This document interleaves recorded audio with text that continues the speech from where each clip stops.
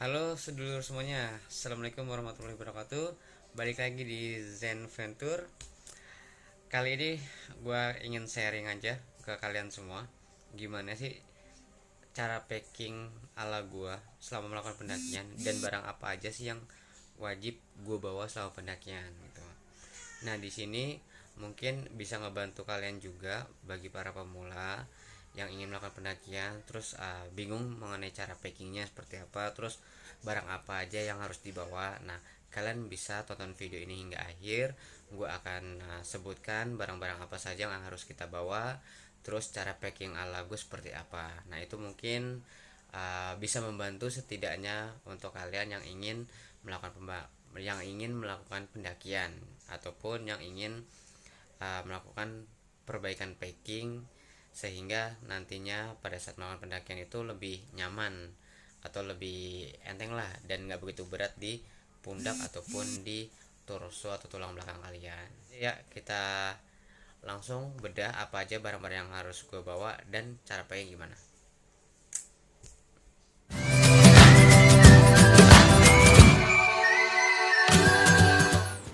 Jadi barang apa aja sih yang gue bawa selama melakukan pendakian gunung? Nah, yang pertama itu adalah tenda. Nih, dari MIS atau Mountain in Sport. Tipe yang untuk morning to plus air. Nah, tenda ini kapasitas untuk 2 orang. Tapi karena ada tenda plusnya, itu bisa muat 3 orang. Dengan kondisi badannya yang kayak gua, kecil-kecil. Kalau yang lebih dari gua nggak bisa, harus berdua. Jujur ya, selama gua melakukan pendakian gunung dan selalu bawa tenda ini, gue pernah di Gunung Prau itu badai, di Butak juga sama. Gue pakai tenda ini tuh anget. Jujur, ini tenda murah, nggak nyampe 1 juta, tapi ini tenda bagi gue tuh termasuk yang bagus sih, termasuk yang bisa dibilang murah tapi nggak murahan lah. Ini hangat banget. Dan selama ini gue pakai, walaupun ada badai di gunung, gue pakai tenda itu belum pernah bocor, alhamdulillahnya. Ini murah banget sih. Terus include pasaknya juga, frame maksud gue. Nah, sama pasaknya juga. Nah, ini gue pisah. Tadinya tuh tenda, pasak, frame itu masuk ke dalam semuanya, tapi gue pisah biar tendanya bisa masuk ke dalam carrier. Ini gue taruh di luar gitu. Nah, untuk barang berikutnya itu adalah sleeping bagnya ini gue press tadi segini, terus gue press lagi. Ini gue dari Natur Hike, gue lupa harganya berapa ya, kisaran 2,5 sampai 300 lah. Untuk range levelnya itu di confirm atau tingkat kenyamanan itu di 13 derajat. Nih udah ada detailnya ya, 13 derajat celcius, terus habis itu 7 derajat celcius sampai minus 4 derajat celcius. Nah, ini anget gue pakai, ditambahkan dengan gue bawa untuk yang barang berikutnya itu untuk melengkapi SB gue biar tambah lebih hangat. Itu gue bawa thermal BV dari Hikit Outdoor dan thermal blanket dari Big Adventure. Ini gue baru beli yang ini. Nah, gue nggak pakai matras yang gulung atau matras aluminium, itu gue nggak. Gue pakai matras dari Natur Hike. Ini yang seri NH19 Z032 strip P FC10 gitu. Jadi gue pakai ini sumpah nyaman banget. Dulu waktu gue pertama kali pendakian itu ke Gunung Salak SMP ya, gue pakai matras yang gede, dan itu karena badan gue kecil, terus gue pakai carrier temen gue yang cukup gede, ya lumayan di badan gue, akhirnya berat banget. Akhirnya gue memilih untuk memutuskan, lah gue semi ultralight aja lah. Ya gitu juga, beli barang-barang yang sekiranya ringkas, kecil, tapi fungsinya sama dengan yang dahulunya atau matras-matras lainnya gitu. Nah, jadi ini buat gue nih nyaman banget, dan ini harus ditiup. Nah, gue juga beli ininya untuk alat tiupnya. Capek kan, masa ya gue harus setelah melakukan pendakian dari base camp menuju ke area camp, berdiriin tenda, udah ngos-ngosan, gue niup juga, gue nggak bisa gitu loh. Jadi mendingan gue pompa aja, jadi gue beli pompanya. Ya kurang lebih nih, total kalau ditotalin ya bisa sampai 500-an atau lebih. Karena ini juga cukup mahal. Di atas 100. Begini doang nih pompa. Nah, matras sudah, tenda, SB, thermal biva atau thermal blanket, matras sudah. Nah, gue pasti melengkapinya dengan jaket. Nah, jaket ini gue selalu bawa 2. Kenapa gue selalu bawa 2? Karena gue motoran nih dari Jakarta. Sekarang ini gue melakukan pendakian gunung itu dari Jakarta motoran. Jadi satu jaket untuk di motor, untuk dari Jakarta menuju tujuan, atau untuk ke Wonosobo misalnya, Sindoro. Nah, gue pakai jaket untuk yang di motor ini. Kadang juga gue pakai untuk pendakian. Nah, kalau ini udah gue pakai di motor untuk besok buat summitnya misalnya di gunung atau pada saat kedinginan, nah gue pakai jaket ini. Nah, pada saat gue tidur, gue tuh kayak gini sistemnya. Tidur gue pasti double pakaian ya, pakai baju juga, terus habis itu pakai jaket juga, terus gue pakai jas hujan. Jadi celana panjang, jas hujan, jaket, pakai kaos kaki, terus pakai thermal biva atau thermal blanket yang tadi, terus pakai SB. Itu anget minta ampun, anget-angetnya. Kenapa gue pakai jas hujan dan gue udah pakai thermal biva juga? Gue dapat ilmu sih dari Rangers Gunung Pro Mas Mufid. Jadi kalau kalian ke base camp Dorowati, kalau mau ke Pro via base camp Dorowati, tanya aja Mas Mufid, Rangers Pro. Gitu. Nah, gue dikasih tahu sama media tuh waktu di Pro kan badai, terus gue dikasih tahu dia nanti kalau misalnya pengen hangat ya lo pakein aja jas hujan kalau pas tidurnya, gitu. Tapi jas hujannya usahakan kering kayak gitu. Nah pertanyaannya, butuh berapa jas hujan bang? Kalau misalnya jas hujan juga harus dipakai buat tidur? Ya satu aja, tapi kalau habis kehujanan usahakan dikeringin dulu kayak gitu. Jadi gue spare biasanya jas hujan ada 2, jas hujan ponco 1 sama jas hujan yang ada celananya tuh. Biasanya gue gitu. Nah gue udah beli juga sih jas hujan yang khusus buat di motor, terus buat yang pendakian buat tidur apa, biasanya gue udah beli juga. Anget sumpah, gue tuh selama ini alhamdulillah ya, selama melakukan pendakian itu udah menggunakan jas hujan, terus thermal biva, thermal blanket, alhamdulillah angetnya minta ampun. Belum ngerasain yang sampai kedinginan gitu. Paling yang di Butak doang tuh yang punya gue kehujanan semuanya bahasa semua, baru tuh gue ngerasain itu. Nah gue belajar dari situ, akhirnya gue beli ini, terus pakai jas hujan dari Mas Mufid, thank you banget ilmunya. Tentu pakaian ganti itu wajib, masa iya lo naik gunung nggak ada pakaian ganti, pakai itu aja, bau apek kan. Nah gue ada 2 nih, ini udah beberapa lapis ya, 3 lapis kalau nggak salah, 3 baju gitu. 3 baju include dengan celana dalam di sini, terus boxer juga ada di sini. Terus gue lapisin ke plastik seperti ini. Setelah pakaian, dry bag. Nah dry bag ini penting, walaupun tadi pakaiannya kita udah plastikin nih, tetap gue akan masukin ke dry bag. Nah dry bag ini gue beli di Iger. Ini untuk yang 18 liter, gue lupa harganya berapa, 100 atau 65 ya, lupa. Nah di sini ini gue tinggal masukin doang nih, nanti masukin ke dalam, terus gue gulung-gulung rapi, udah. Habis itu pakaian gue jamin kering. Jadi usahakan kalau kalian naik gunung, pakaian ganti, underwear, celana dalam atau apapun itu yang sekiranya akan dipakai di esok harinya itu harus kering. Jangan sampai kalian tidur masih menggunakan pakaian yang cepol kayak gitu, habis kehujanan pakaiannya basah, cepol, kalian tetap pakai. Nah usahakan pakaian ganti itu harus tetap kering dan hangat. Makanya disarankan diplastikin pakaiannya, terus dimasukin ke dry bag gitu. Itu hangat. Terus habis itu gue bawa nesting. Jadi barang berikutnya itu adalah nesting. Gue kecil ya, nestingnya nggak gede banget. Karena ya tadi gue bilang semi ultralight. Jadi gue beli barang yang kecil-kecil tapi fungsinya ya hampir sama lah dengan yang lainnya gitu. Ini bisa buat masak mie, masak nasi gitu. Nah gue pakai yang ini nih. Murah juga selain kecil.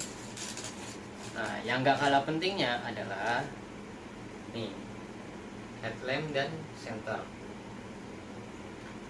Gue ada 2 center. Tadinya cuma ada 1. Ini gue yang headlamp ini dari Sunray, dan ini headlamp kesayangan gue, dibeliin sama istri gue. Ini harganya kurang lebih pada saat itu kalau nggak salah 500-an dah, 500 ribuan, 5,5 kalau nggak salah ini. Ini Sunray tipe yang Poseidon berapa aku lupa. Di sini ada sensornya, jadi kalau misalnya kita aktifkan sensornya, terus kita swipe begini di depan sensornya, itu akan nyala dan akan mati. Nah, ini belum gue cas ya, ini gue contohin aja. Ini gue tekan nih bagian atasnya untuk sensor udah gue tekan, terus gue nyalakan. Nah ini kan nyala nih. Terus kalau gue swap, wah belum aktif. Bentar ya. Nah tuh aktif kan, jadi ada sensornya. Gue swap lagi nyala, swap lagi mati gitu. Dan ini enak banget sumpah. Ini center yang menurut gue paling terang sih selama gue beli center ya.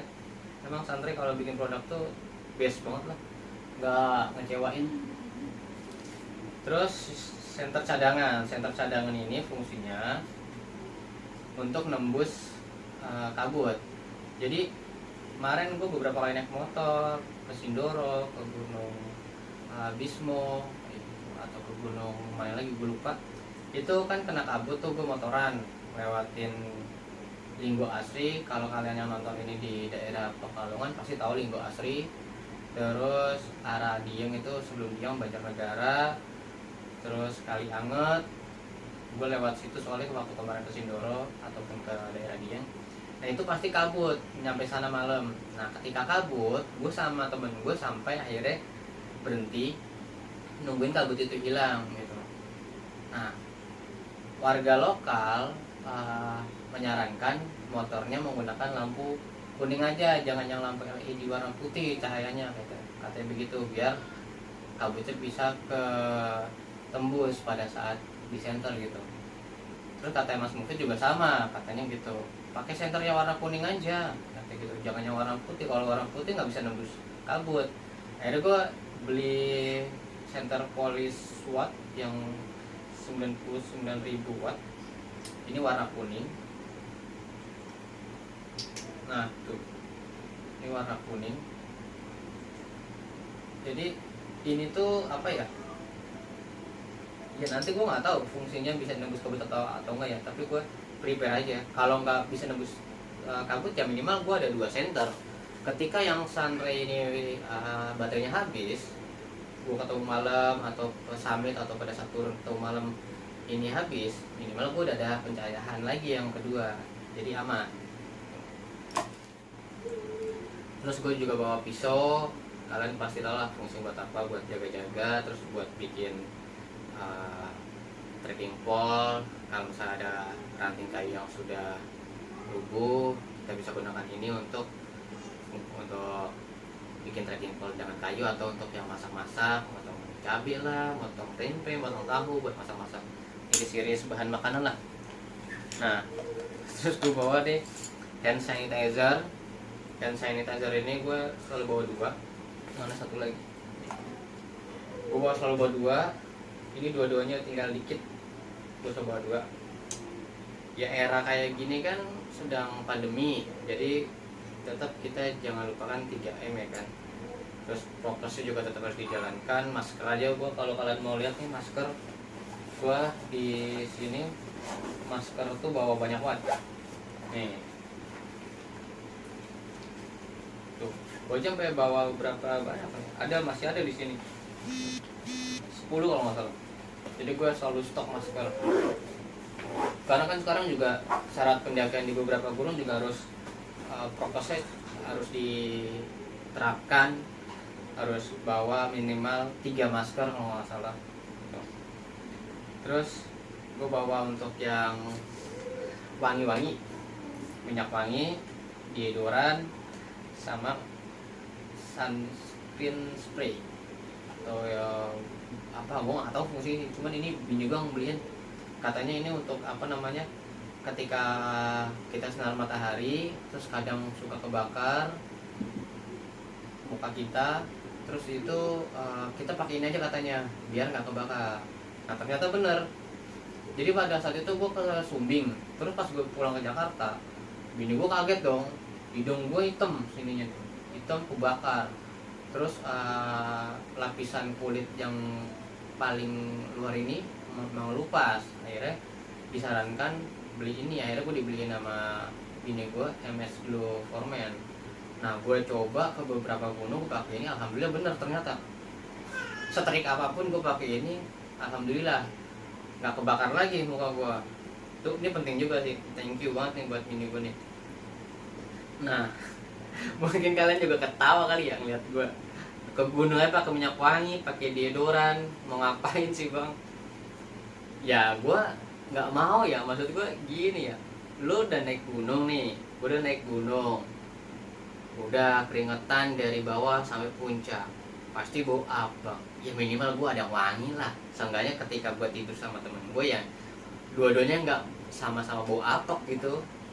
Deodoran gue bawa, minyak wangi gue bawa, ya untuk lebih fresh aja, apa namanya, wangi di dalam tenda kayak gitu kan, jadi nggak terlalu bau banget paling gitu. Terus kalau kaos kaki gue bawa selalu 3 atau enggak 4 gitu, buat double pada saat tidur, terus buat naik 1, terus buat ganti lagi buat esok harinya 1 lagi, jadi ada 4 gue bawa.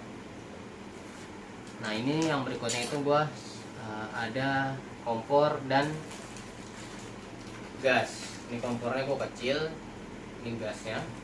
Untuk kompornya kecil karena ya tadi ya pengen ultralight, tapi ujung-ujungnya semi ultralight gitu. Karena tendanya gede.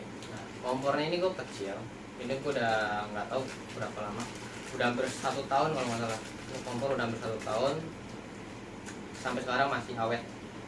Kompornya itu kecil banget nih kalau kalian lihat.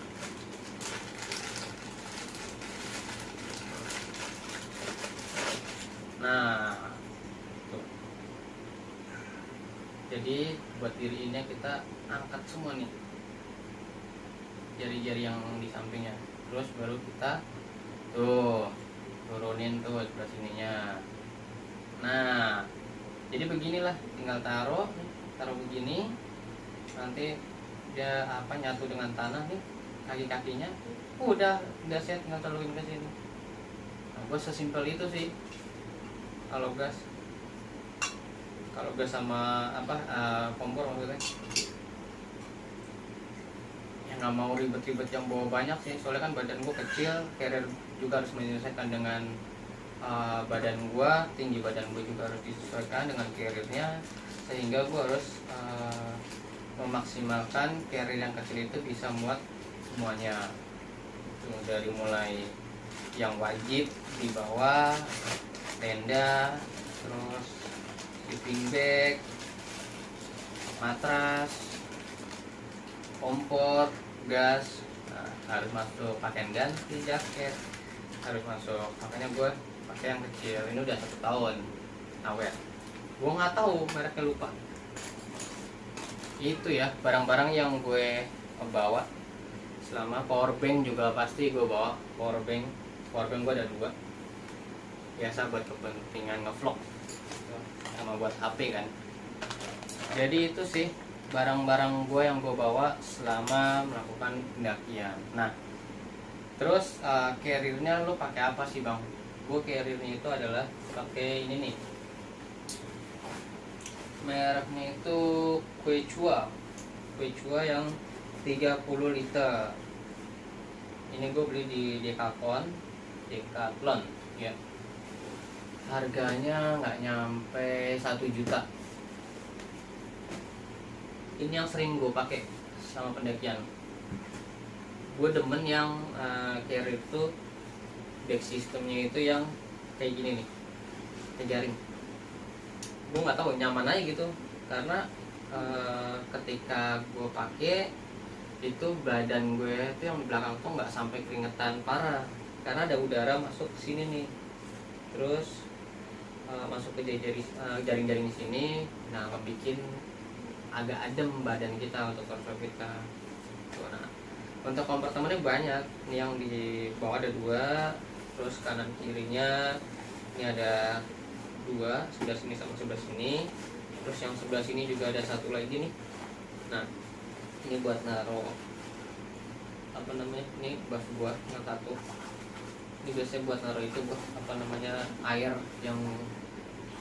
1 liter atau yang lumayan lah, segini berapa gue lupa, buat taruh air atau buat taruh pasak.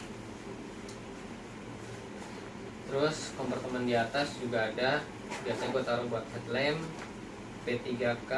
Ini barang P3K masih ada, atau ini cream. Nah, biasa gue taruh di atas P3K, headlamp, masker itu gue taruh di atas. Nah, terus di kompartemen utamanya itu ini cukup luas, di dalam juga ada water bladder, terus ada pocket pouch juga nih buat naruh kunci motor biasanya. Tuh, ini buat naruh kunci motor. Ini 30 liter. Terus habis itu, nah di sini ada depannya ada 1 lagi, biasanya gue buat naruh jas hujan yang sebelah sini nih. Nah, sebelum di kompartemen utamanya, nah ini juga ada lagi nih kompartemen tambahan tuh, di sininya tuh. Nah, ini biasanya gue naruh jas hujan, kalau nggak muat di sini ya gue taruh di sini. Ini yang sering gue bawa kemana-mana nih. Nah, tas yang berikutnya itu gue dari Kelty. Ini dari Kelty Zip 28, ya, Kelty Zip 28. Ini kompartemennya ada di depan tuh ada 1 nih, ini bolong, ya kan. Nah, jas hujan biasa gue taruh sini, masuk ke dalam sini. Terus kanan kirinya ini juga ada buat naruh air. Terus untuk yang bawah ini juga ada 2 nih. Nah, atas ada 1 sebelah sini. Terus kompartemen utamanya dia pakai sistem sliding nih, pakai sistem sliding dia. Nah, ini ada water bladdernya juga. Ini bisa dibilang ya, 2 carrier ini itu kesayangan gua. Carrier ini pernah gue pakai ke buta, ke perahu. Dan sayangnya kalau beli carrier ini itu nggak dapat rain cover, jadi gue harus beli rain cover terpisah. Gue ada stok 3 rain cover malah sekarang. Nah, gue demen back systemnya ini seperti ini tuh. Itu luas banget, jarak antara tulang belakang kita ke sini tuh cukup jauh tuh, lihat nih. Jadi adem gitu loh, adem banget di belakangnya gue pakai ini. Cuman yang bikin gue kurang serp tuh 1, yaitu dia melengkung begini nih, melengkung. Otomatis untuk kompartemen utamanya juga ya kurang luas di bagian tengah sini. Kalau di sininya bawahnya luas, tapi di tengah sini dia ada cengkungan begini. Jadi ketika gue pakai, gue masukin barang-barang, otomatis sebelah sini lebih penuh. Terus mau gue tambahin sebelah sini agak kurang, terus baru di atasnya kayak gitu. Jadi bentuk tasnya begini jatuhnya. Itu yang yang gue kurang serp. Tapi tas ini tuh sumpah gue nyaman banget pakai tas ini, enteng lah gitu. Nah, ini tas 2 ini tuh adalah tas kesayangan gue nggak mau beli lagi sih selain ini. Kalaupun mau beli lagi, nungguin ini rusak baru gue akan beli lagi. Nah, nanti kita coba ya packing untuk ke 2 carrier ini. Muat nggak sih semua barang yang gue bawa ini? Tuh, itu belum include dengan logistik ya. Harusnya muat karena gue udah pernah coba. Oke, kita coba ya untuk packing ke carrier yang Quechua 30 liter. Nah, ini pakaian ganti, walaupun sudah masuk plastik, itu gue masukin plastik lagi. Ikan kita nggak tahu, tiba-tiba hujan deras banget terus tembus ke drybag ke plastik ini, akhirnya gue plastikin lagi kan, gue jaga-jaga.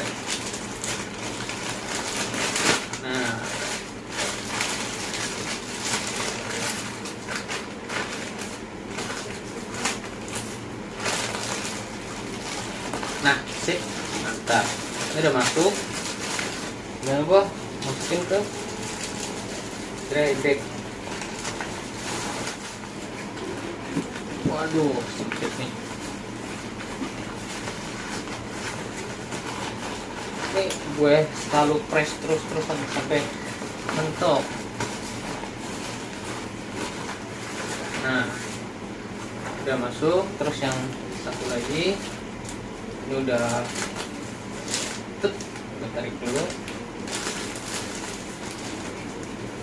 Baru gue masukin lagi. Ini juga gue masukin ke dalam semala blanketnya.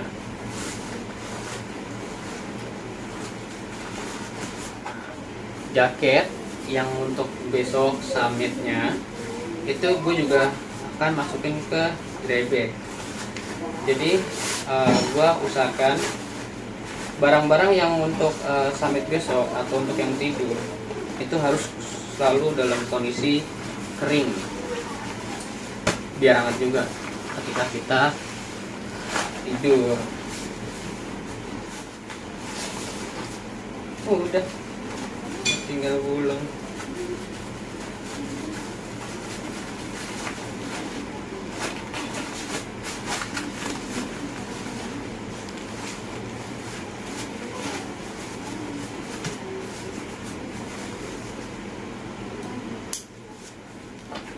Nah, kurang lebih jadi seginilah. Ini udah pakaian ganti, sana dalam, thermal BV 2 masuk, sama satu jaket. Ini udah masuk. Nah, biasanya gua akan masukkan untuk ke carrier itu gua sleeping pad terlebih dahulu. Ini pasti gue plastikin, ini contoh aja lo gue plastikin. Terus habis itu gue akan masukin ke SB. Nah, ini kita tes ya, 30 liter. Setelah gue masukin SB, bagian terbawah ini SB dan pakaian. Udah masuk, tinggal gue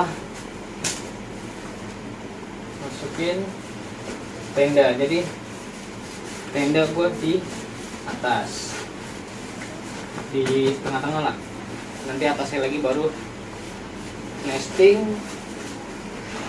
dan logistik.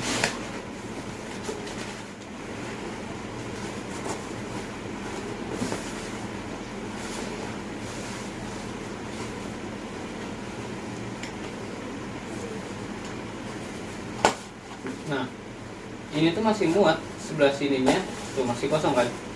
Nah, sebelah sini itu biasa gue logistik nih, mie, roti, kalau bawa beras, kalau beli di warung nasi, gue selalu taruh di sini gitu. Jadi masih muat. Power bank biasa gue selipin. Ini power bank biasanya udah gue bungkus plastik juga, terus gue selipin. Terus nih flysheet gue juga selipin di bagian depan.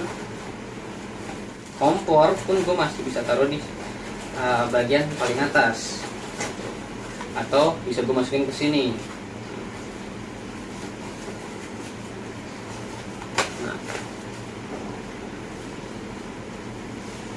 jaket ini kan gue pakai, jadi ini nggak perlu masuk karena jaket ini untuk dipakai di motor. Kalau udah nyampe base camp, jaket ini pasti gue taruh di motor buat besoknya, atau gue pakai pada saat pendakian. Kalau enggak pun sebenarnya masih muat di depan sini nih, di jas hujan sama jaket bisa muat sini, atau jaket gue taruh di sini. Nah ini masih muat sebetulnya.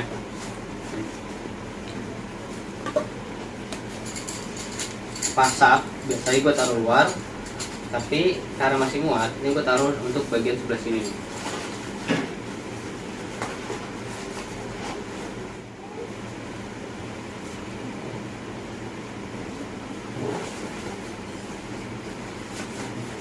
Udah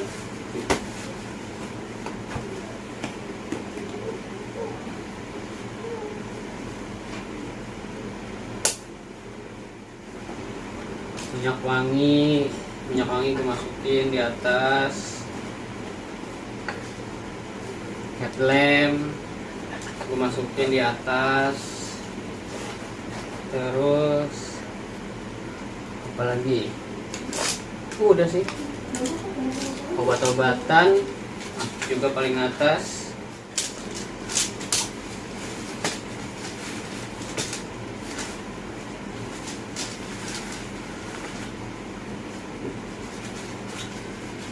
Ini frame tenda.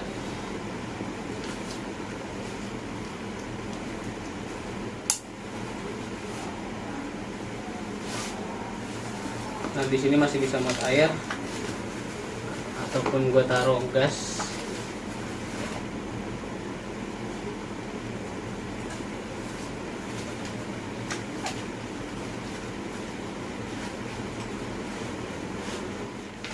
Ini biasanya gue masukin sini langsung.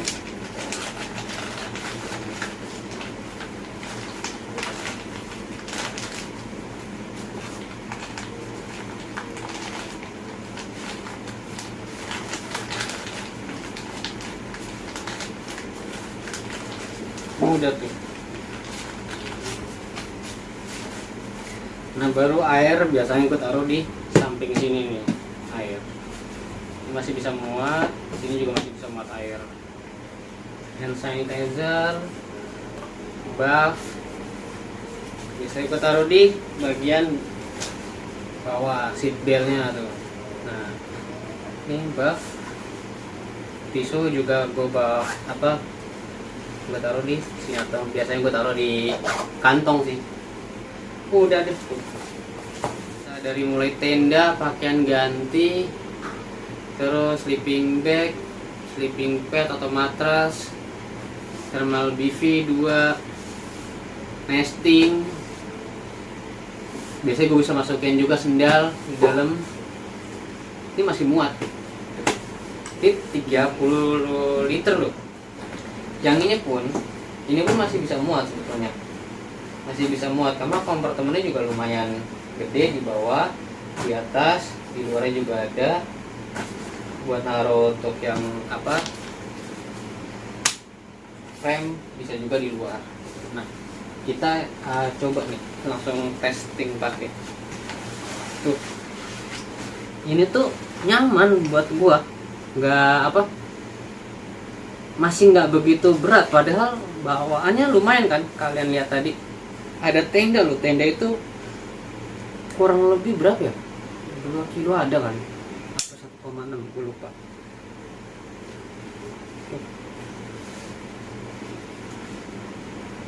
Nah kalian bisa lihat tuh, di sini tuh masih ada space untuk udara masuk, jadi gue enak, nyaman gitu pakai carrier ini. Oke, jadi itu ya barang-barang yang gue bawa dalam pendakian gunung. Semuanya masih muat di carrier 30 liter ataupun di carrier 28 liter. Nah, packingnya, sistemnya gue adalah di bawah itu ada sleeping pad. Sebelah sini, sebelah kanan kirinya itu adalah pakaian ganti dan sleeping bag. Terus bagian tengah itu gue posisikan untuk barang yang dibilang paling berat atau cukup berat di antara barang lainnya, yaitu di tengah-tengah. Nah makanya di tengah-tengah ini adalah gue isi tenda. Kenapa? Karena tenda lah yang menurut gue dari semua barang yang gue bawa itu cukup berat tenda. Jadi di tengah-tengah, kemudian nesting di atasnya lagi, terus kompor juga masih di sini, logistik tuh di atas gitu. Jadi masih muat sebelah sini. Nah, headlamp dan lain-lainnya gue taruh di kompartemen paling atas gitu. P3K gitu. Nah, di kanan kirinya itu pasti ada frame, gas. Di sini nanti bakalan ada air. Kita akan packing lagi, coba nanti di video selanjutnya di Carrier Kelty Zip 28. Apakah barang-barang tadi gue bawa itu bisa muat di Carrier Kelty Zip 28. Oke, jadi gitu ya barang-barang versi gue yang gue bawa untuk naik gunung dan packing ala gue. Gue nggak tahu packing ala kalian kayak gimana. Mungkin kalian bisa komen di bawah barang apa aja yang kalian bawa, terus cara packingnya seperti apa. Thank you yang sudah menyaksikan video ini. Mohon maaf kalau ada salah-salah kata ataupun salah-salah cara packing. Kita sama-sama belajar. Tolong dibantu share ke teman-teman video ini bila bermanfaat. Bisa juga di subscribe, like and comment, tapi tanpa paksaan. Tapi mumpung gratis, tolong dibantu. See you guys. Munggah gunung.